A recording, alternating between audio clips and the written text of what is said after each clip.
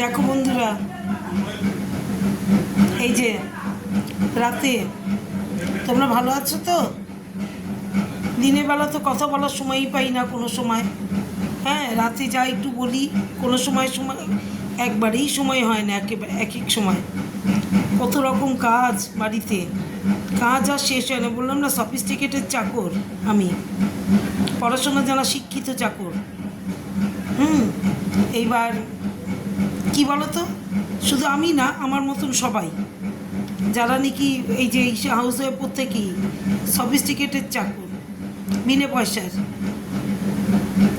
পড়াশোনা জানা শিক্ষিত ভদ্র চাকর। এই দেখো রাতে রান্না বসিয়েছি, ভাত। ছেলেটা তো সারাদিন ভাত খায়নি, রুটি খেয়ে গেছে, কলেজে গেছিলো, এসেও খায়নি, বলেছে খেয়ে এসছে। চপ টপ কি খেয়ে এসছে, রোজই এরকম করছে, ভাত খাচ্ছে না রোজই, একমাত্র রাতে ভাত খাচ্ছে।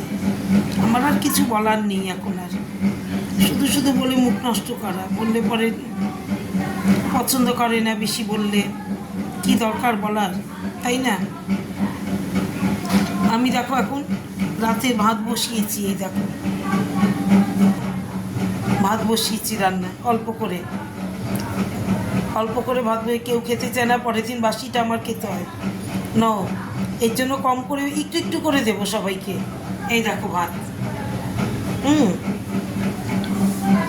এইবার ভাতটা হবে, ভাত হলে পরে তারপরে আমি কি করব, তারপরে আমি পুজো দেবো। ভাত নামিয়ে চুল বাঁধবো, পুজো দেবো। চুল বাঁধাটা আমার মাস্ট, চুল বাঁধবো, পুজো দেবো।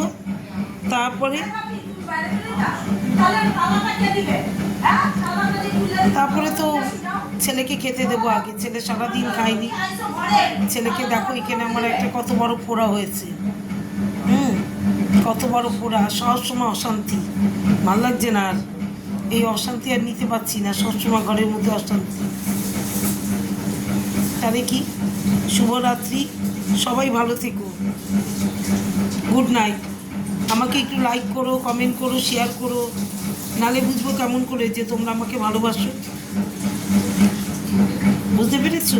আমাকে একটু লাইক কমেন্ট শেয়ার করো, তাহলেই হবে, তাহলেই বুঝে নেব যে তোমরা আছো আমার সঙ্গে।